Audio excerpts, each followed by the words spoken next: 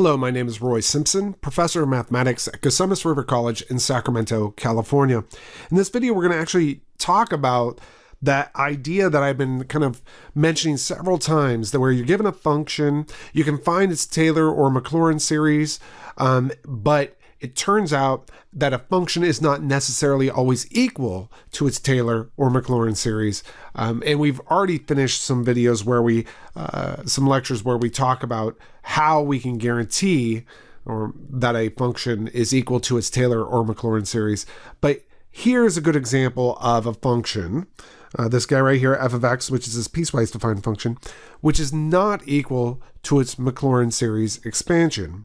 So let's go ahead and spend a little bit of time developing the Maclaurin series first of all.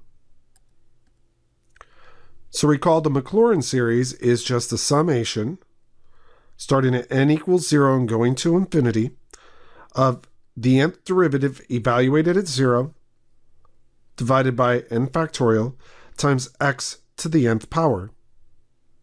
And that's because it's centered at 0 that it's x to the nth power. So I'm going to write out a few terms here. So this is f evaluated at 0 plus f prime, plus f prime evaluated at 0 divided by 1 factorial times x plus f double prime evaluated at 0 times x squared. And again, that's being divided by 2 factorial and so on and so forth down the line. So our goal here is actually to find out what these values are. What is f of 0? What's f prime of 0? What's f double prime of 0? Let's go ahead and do some mathematics here. Some good old school mathematics, right? So I happen to know that f of 0 is 0 by definition. That's just from the piecewise defined function. And now we'll go ahead and start taking the derivatives. Let me scoot down a little bit for the derivative. I'll still need to have that on my screen so I can see it. So let's see, f prime of x is a piecewise defined function as well. The derivative of 0 is 0, so I can just have that. And the derivative of e to the negative x squared, well, that's e to the negative. I'm going to write it this way because I happen to like it better written like that, right? I'm sure most people would probably like that. And then take the derivative using the chain rule of the interior, and the derivative of a negative x to the negative 2 is a positive 2 x to the negative 3, okay? And that's if x is non-zero. And of course, that implies that f prime at 0 is still 0. That's pretty awesome. And f double prime, just to showcase, even though everybody could probably see it, and what this answer is, it's going to be some function here. Doesn't really matter what it is. That function is true when x is non-zero, and it's 0 when x is equal to 0. And that will imply that f double prime of 0, well, that certainly is 0. And so on and so forth down the line. So this Maclaurin series expansion, I'm going to go ahead and move to the right here. This Maclaurin series expansion is going to be 0 plus 0x plus 0 over 2 factorial times x squared plus so on and so forth, which is, well, 0. Not only is this Maclaurin series expansion 0, but we can also investigate the radius of convergence here. That can be done somewhat simply by just noting that this is the series starting at 0 and going to infinity of just zeros, right?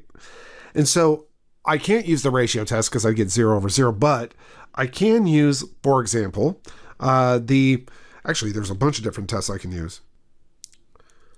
Probably the easiest one would be just a geometric series. I'm just going to pretend as though this is a geometric series, right? It's a silly series, but let's just pretend as though it's geometric. I'm going to convince you of something. So it's 0, identically 0, by the way, to the nth power. And so, although this can't start at 0, 0 to the 0th is undefined, but we could start at 1. We can ignore the fact that it starts at 0. I'm just going to start at 1 and I can peel off, because it doesn't really matter, does it? Right? So anyhow, this ends up converging if the absolute value of that is less than 1, and the absolute value of that argument is always less than 1, so it always converges. And by the way, I didn't even have to go through all that, honestly. I could have just looked at the series itself and just said, listen, this always converges no matter what. But I'm being a little bit more rigorous here. But the idea is that we have a function, right, f here. It has a Maclaurin series expansion. It's just a bunch of zeros added up. So that's kind of cool. And then the radius of convergence for that Maclaurin series is all real numbers, infinity. It's an infinite radius of convergence. So what's the punchline here?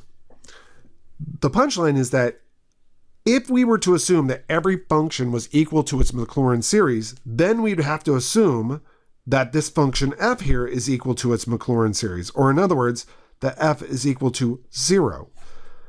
But that's just not true. F is not equal to 0. So the Maclaurin series expansion is worthless for us here. It has a Maclaurin series expansion. Its Maclaurin series has an infinite radius of convergence. So that's kind of necessary so I can say we can get away from x equals 0, basically. And so that f of x is not always identically 0. Yet, f is definitely not equal to its Maclaurin series expansion. So this is kind of going along with the following statement. Or in other words, the punchline, which is that not all functions are equivalent to their Taylor series expansions or their Maclaurin series expansions. Okay, I hope you found that somewhat useful.